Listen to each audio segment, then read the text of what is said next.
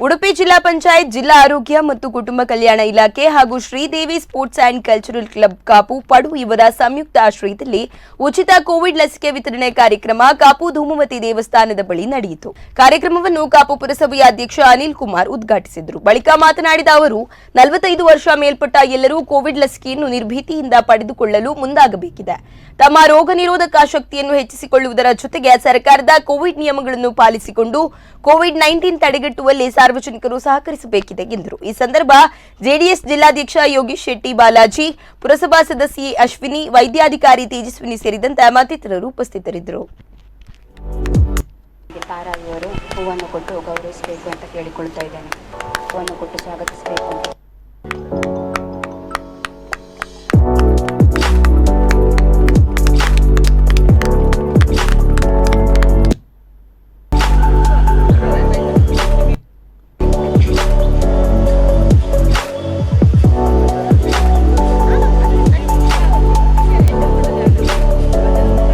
ಆ ನಿಟ್ಟಿನಲ್ಲಿ ನಮ್ಮ ಭಾರತ ದೇಶ ಪ್ರಪ್ರಥಮವಾಗಿ ಒಂದು ಲಸಿಕೆಯನ್ನು ಕಂಡುಹಿಡಿದಿರುವಂಥದ್ದು ಬಹಳ ಹೆಮ್ಮೆ ಅಂತ ಅನಿಸ್ತಾ ಇದೆ.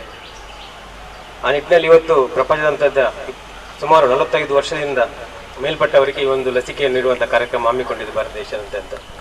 ಆದರೆ ಇಲ್ಲಿ ವಿಚಾರ ಏನಂದರೆ, ಕೆಲವರು ಈ ಒಂದು ಲಸಿಕೆಯನ್ನು ಪಡೆಯಲು ಬಹಳಷ್ಟು ಹಿಂದೆಟಾಗ್ತಾ ಇರುವಂಥದ್ದು ನಾವು ಕಾಣ್ತಾ ಇದ್ದೇವೆ.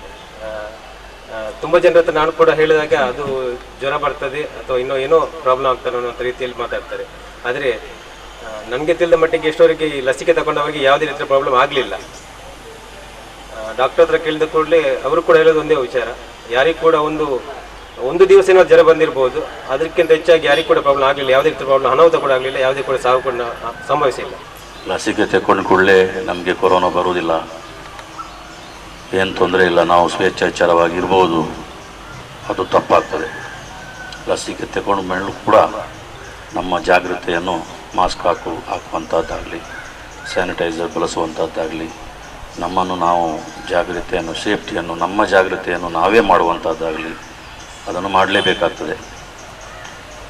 ಅದೆಲ್ಲ ನಮ್ಮ ವೈದ್ಯಾಧಿಕಾರಿಗಳು ಅದರ ಬಗ್ಗೆ ಹೇಳ್ತಾ ಇರ್ತಾರೆ. ಆ ನಿಟ್ಟಿನಲ್ಲಿ ನಮ್ಮ ಭಾರತ ದೇಶ ಪ್ರಪ್ರಥಮವಾಗಿ ಒಂದು ಲಸಿಕೆಯನ್ನು